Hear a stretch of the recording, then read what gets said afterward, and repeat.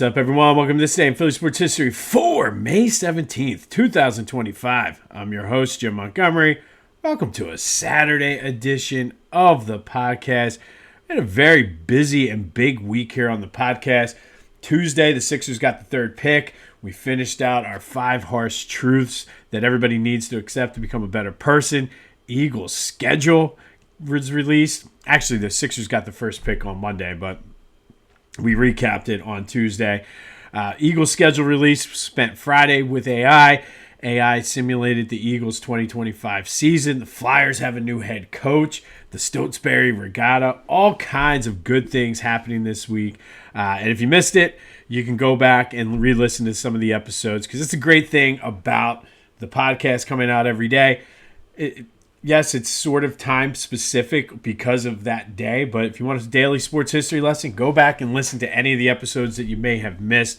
But we certainly had a busy week. Made the announcement that I joined the Clashing Conferences Sports Fan Network. So very, very big week here on this day in Philly sports history. All culminating with the Phillies, who it was a weird game yesterday. Very, very weird game. 8-4 they won. They beat the Pirates. Almost a 2-hour rain delay. You had Dolph Lundgren, Drago throwing out the first pitch, which I don't understand why they had him throwing out the first pitch. He was like the anti-hero in Rocky IV. He killed Apollo. I mean, I don't know, but I don't know. He probably would still kick my ass right now, but that's okay. But Dolph Lundgren threw out the first pitch, the rain delay, and then, like I said, just a weird game. Ranger was very efficient, looked pretty good. Hopefully that trend is going to start continuing because we definitely are going to need him here in the lineup. But once the game got started, I will say the Phillies were patient, and that was sort of this last year. This team would have gotten blown out by the Pirates or lost like 3-1 or whatever it would have been. But that 7th inning, they were patient with the Pirates bullpen. Lots of walks. Were able to take the lead. Timely hits, which they've been doing. So I do like where they're going. Showed a lot of heart and toughness and patience, the things that I think we want from this team that we haven't been seeing consistently. Bryce Harper, congratulations to him. Got his 1,000th career RBI. I think he's like, I should have looked it up. I'll look it up for tomorrow. I forget how many people, but I know he was tied with Darryl Strawberry when he hit his 1,000th and moved up past him in that 7th inning. But good win for the Phils, 8-4. Bullpen looked decent. The young kid that they have kind of filling in there struggled a bit, but again, that's okay. Zach Wheeler on the mound today as they look to win the series as they take on the Pirates tonight down at the bank. And apparently it's rivalry week, and I heard a lot of people, or rivalry weekend in Major League Baseball. And I heard a lot of people saying, oh, the Phillies and the Pirates don't really have a rivalry. And that's because the Pirates have been so bad for so many years. But if you go back into like the 70s and early 80s, the Phillies and Pirates were a pretty big rivalry, cross-state rivalry. So that, I think, is where they're going with that. But, yeah, I don't remember, but in the late 70s, it was the Phillies and Pirates battling for the NL East title. And really, in the history of the NL East, we talked about this before on this podcast, but I forget the exact number, but from 1969 to 93, pretty much the Pirates and the Phillies were the two teams dominating the NL East. So there is certainly a rivalry there. Cross-state, Pittsburgh is not quite on a New York hate level, but when it comes to their teams and their fans, certainly one of those fan bases that you like to beat. The big story before the game was Aaron Nola was placed on the IL. Not anything shoulder related. Apparently hurt his ankle warming up back in Tampa and kind of tried to pitch through it. I don't know if that is the reason why he got shelled the other day, but they're going to set him down for a few starts. They're going to bring Taijuan Walker back into the rotation out in Colorado. But for now, they called up Mick Abel to pitch tomorrow. He's going to go head-to-head with Paul Skeens, the presumptive front-runner for the Cy Young Award. So good, big challenge for Mick. But I'm anxious to see what he has. He was the first-round pick in 2020.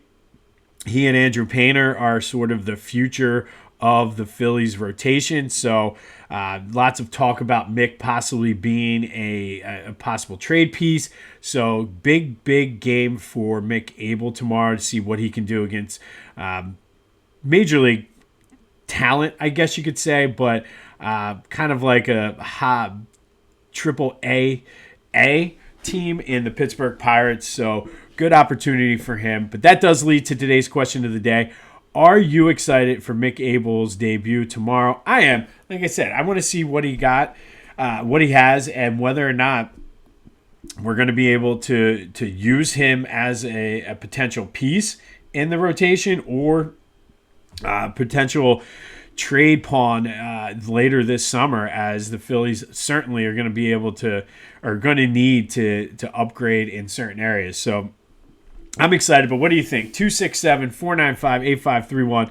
That's the Back to the Future voice and text line. 267-495-8531. Get that. Anything else Philly sports related off your chest. Also, the Discord channel is live, so go the first link in the description wherever you're watching or listening to this. Join the Discord chat, and let's start getting some of those conversations going in there. Let me know your thoughts on Mick Abel. All right, so yesterday I kind of started, and I'm going to play around with this for a few days to see where it goes. A trivia question of the day. It's kind of inspired by the Dodge Stump the Fans trivia question. But yesterday's question, I did ask, the Phillies have had 3 guys win Gold Gloves as third baseman, 14 of them total. Mike Schmidt had 10, Scott Rowland had 3. But who won the other one? And I didn't know this, or I probably knew it, I just forgot about it. But Placido Polanco in 2011 is the third guy to win a Gold Glove for the Phillies. All right, today's trivia question. On this day in 1980, Flyers lost in the Stanley Cup Finals 6-2 to go down 2-1. Who was their opponent in the 1980 Stanley Cup Finals? That is today's trivia question. Let's have some fun with this and see where it goes. And by the way, I was trying to name, because what inspired this all was the Dodge Stump the Fans trivia question on the Phillies broadcast, and it was the 4 guys who won 8 or more Gold Gloves at third base. It was Brooks Robinson, Mike Schmidt, Scott Rowland, and Nolan Arenado of the Cardinals was the other guy. That was the guy I could not remember. All right, let's do some housekeeping. As I mentioned, the Discord channel is live. Go check it out. Leave your thoughts. Let's have some fun. Build a nice little Philly sports history community in there. It doesn't have to be Philly sports history. Anything Philly sports related. Just like the Back to the Future voice and text line. Get anything off your chest. But that is available. If you go to the description, it's the very first link. There's an invitation in there. Click it, and you're good to go. I mentioned this yesterday, but we don't tend to not give our South Jersey friends enough love. But this is a cool event. There's an open house at the South Jersey Baseball Hall of Fame, May 21st at 6:30. It's at the William G. Rohr Center at Camden County College in Cherry Hill. Lots of great players have come through and come out of South Jersey, including Andrew Bailey, Raleigh Eastwick, Kid Gleason, Goose Goslin, Hank Greenberg, Mike Trout, and of course our old pal Walter French. Thank you to Lenny Wagner for bringing this to my attention. And go support Lenny and buy the book, Playing with the Best, One Man's Journey Through the Golden Age of Sports. Be sure to follow me on social media, Jimbo_Mont on Twitter and TikTok. On Instagram, at Philly Jimbo. Subscribe to the YouTube channel, Jimbo_Mont, as we grow this thing. Spread the word. Don't forget, there's highlights on my social media pages, including Facebook and LinkedIn. And I mentioned earlier to go back and listen.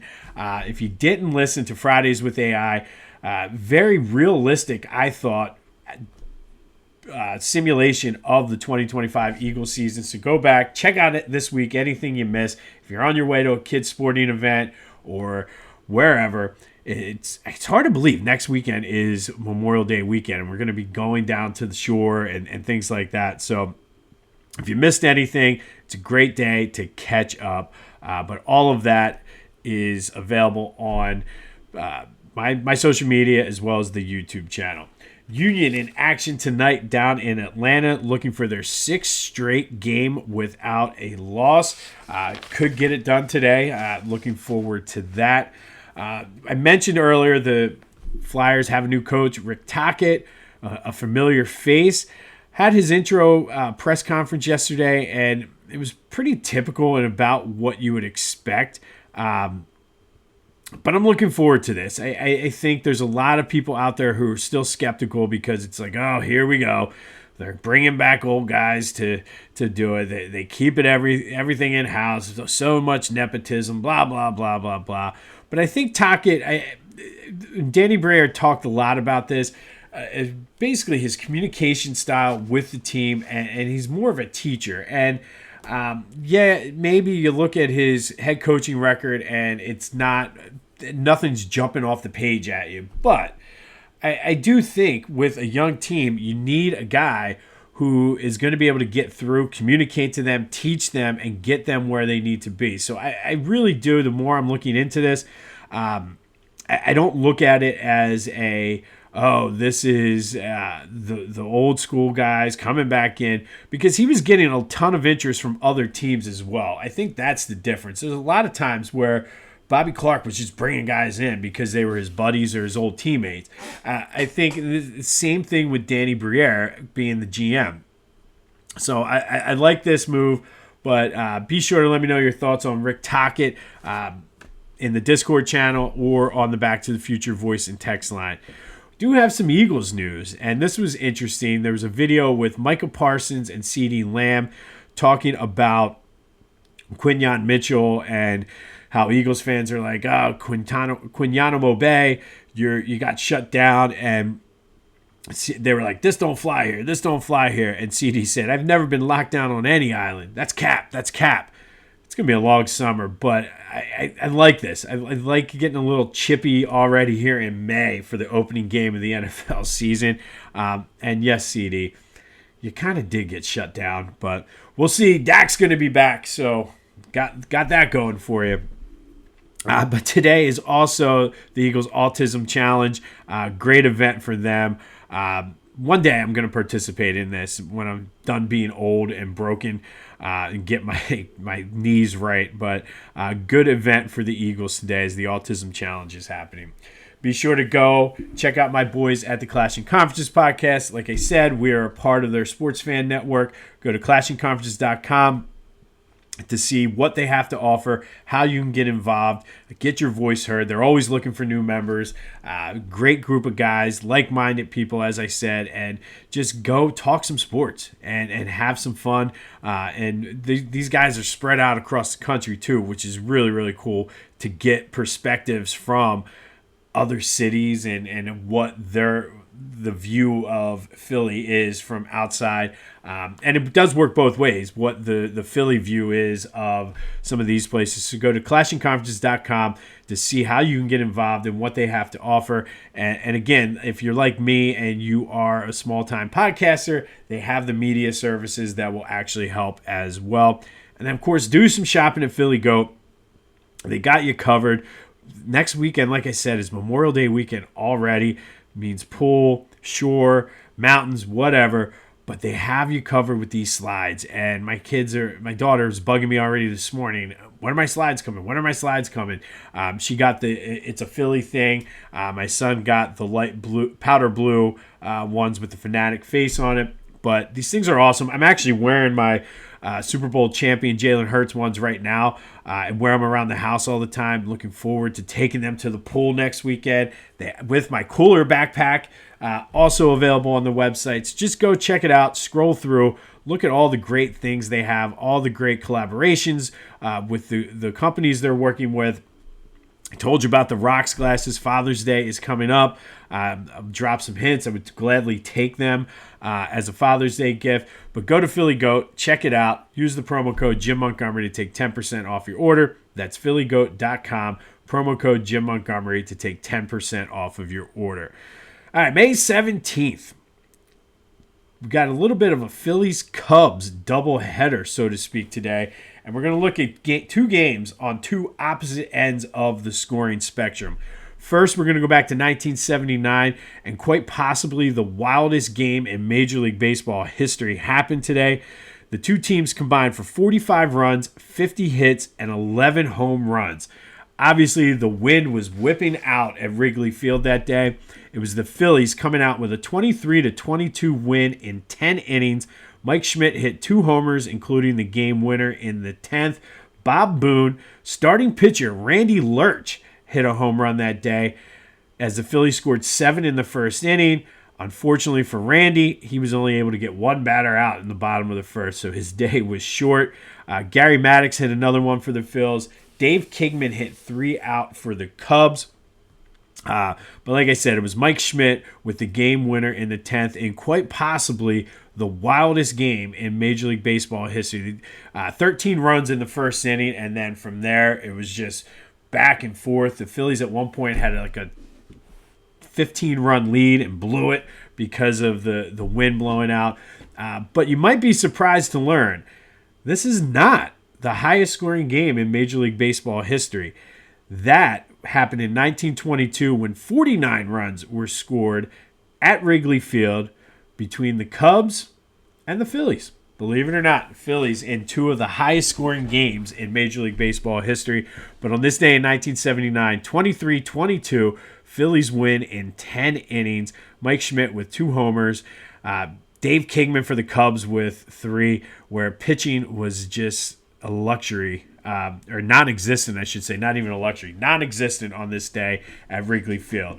Fast forward 12 years to 1991, same 2 teams took on each other at the Vet, combined for 1 run, 20 hits, in 16 innings. The Phillies won it in the bottom of the 16th when Dickie Thon knocked in Dale Murphy. Remember those guys? Dale Murphy, of course, was at the end of his career there. It wasn't the Dale Murphy that we knew from the Braves. Pat Combs gave Phillies fans hope that day, went 8 innings and stood toe-to-toe with Greg Maddux, who went 9 scoreless innings. But it was the Phillies winning it in the bottom of the 16th. So you go from one extreme, 45 runs, to 1 run in a matter of 12 years. Of course, Wrigley Field played a big part in that first one. So 2 opposite ends of the spectrum for the Phillies and Cubs on this day. May 17th, 1979, the 45-run outburst. 1991, a 1-run pitcher's duel that went 16 innings. All right, and then finally today, before I get into the song, people have been reaching out asking if you want me to share this playlist with you. I certainly will. It's still not complete yet, but if you want to get a sneak peek, let me know. I sent it to a few people yesterday. Hit me up in the Discord channel, and I'll send you the link. But we're going to add to our Philly Sports Summer playlist. And today, I don't think there's a song that is more Philly sports than this. It's Gonna Fly Now by Bill Conti, released in 1977. It's basically the theme from Rocky. And it, like I said, it's the ultimate Philly sports song. It's a must-have song if you want to get pumped up, if you want to have some of that Philly nostalgia, you want to get everybody doing their best boxing impersonations, or you want to run some stairs. It's a good workout song. I work out to the Gonna Fly Now all the time. It reached 94 on the Billboard Hot 100 back then. It was nominated for an Academy Award for Best Original Song. And the Philly tie is obvious. I mean, take your pick, whatever sports team, whatever sports reference, somehow, some way, Gonna Fly Now is the song that everybody plays. And truthfully, probably other than Fly Eagles Fly, and that's been a more recent song, probably the most recognizable Philly sports song in the world. So Gonna Fly Now by Bill Conti is today's summer sports playlist. I told you we're spanning tons of genre, got a little something for everybody. And as a bonus today, I love this song. Absolutely love it. And I included this as the bonus because they do play this sometimes at the Link. They used to play it more when there were penalties and things like that. but it's Take You Back by Frank Stallone. You know this as the group of the singing guys by the fire barrel in South Philly when Rocky's walking around. But Take You Back by Frank Stallone is our bonus song. And again, loved it when they played it when a team does a false start against the Eagles and they say, take you back, do. So there you go. Gonna Fly Now is today's Philly Sports playlist song of the day. Bonus, Take You Back by Frank Stallone. And if you do, like I said, if you want a link to the playlist, hit me up and I will get that to you. On this day in 1979, quite possibly the wildest game in Major League Baseball history happened. Phillies beating the Cubs 23-21 in 10 innings out at Wrigley. And then in 1991, they beat the Cubs 1-0 in 16 innings in a pitcher's duel. We'll have more on the Phillies tomorrow. We will also have updates on the Union as they go for 6 straight games without a loss. Don't forget today's trivia question. 1979 Flyers, or 1980, they lost today 6-2 to fall behind 2-1 to what team in the NHL Stanley Cup Finals? Let me know. Go to the Discord. Let's grow this thing. Let's have some fun. Have fun at your kids' sports and everything today. This has been This Day in Philly Sports History for May 17th, 2025. My name's Jim Montgomery, and until next time, I'll see you when I see you.